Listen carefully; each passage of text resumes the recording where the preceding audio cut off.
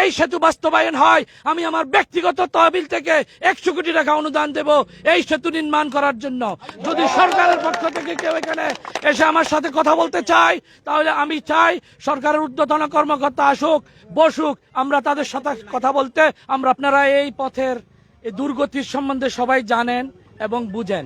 আপনাদের সেই দুর্গতি বিগত 55 বছর ধরে দেশ স্বাধীন হয়েছে, আমাদের দুর্গতির কোনো পরিবর্তন হয় নাই।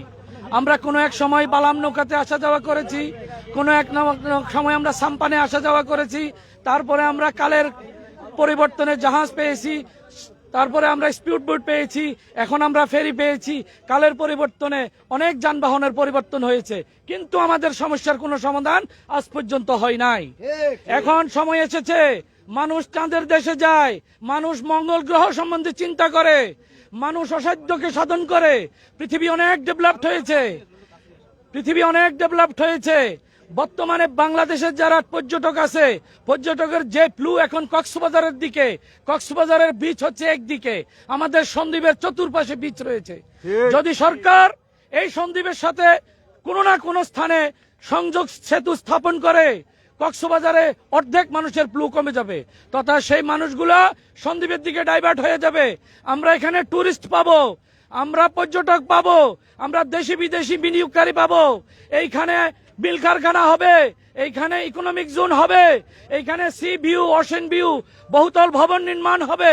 আমাদেরকে এই সকল বিষয় নিয়ে কাজ করতে হবে। যদি যোগাযোগ উন্নত করা যায় তাহলে শুধু সন্দ্বীপের মানুষের নয়, বাংলাদেশের মানুষের নয়, তথা বহির্বিশ্বের যারা এই সন্দ্বীপের সাথে ব্যবসা বাণিজ্য করে সবাই একসাথে উপকৃত হবেন।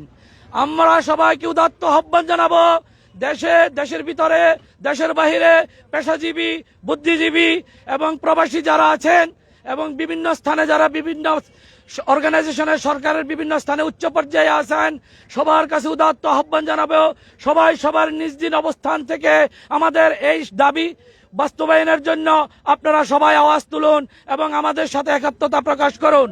আমি জানি যেভাবে আমরা কেলার ভেরুগা থেকে আজকের স্পিড বোট পর্যন্ত এসেছি, ফেরি পর্যন্ত এসেছি, আমরা প্লেনে চড়েছি, হেলিকপ্টারে চড়েছি, একদিন আমরা এই সেতু নির্মাণ হবে ইনশাআল্লাহ।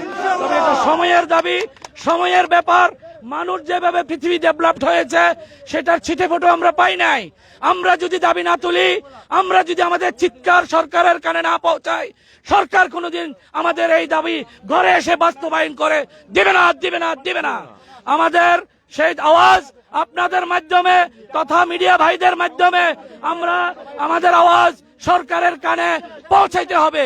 আমাদের মা বোনেরা, আমাদের বৃদ্ধ বাপদাদারা যেভাবে এই রাস্তায় এই চলাচলের পথে অনেক কষ্ট করেছে, পথিমধ্যে মারা গেছে,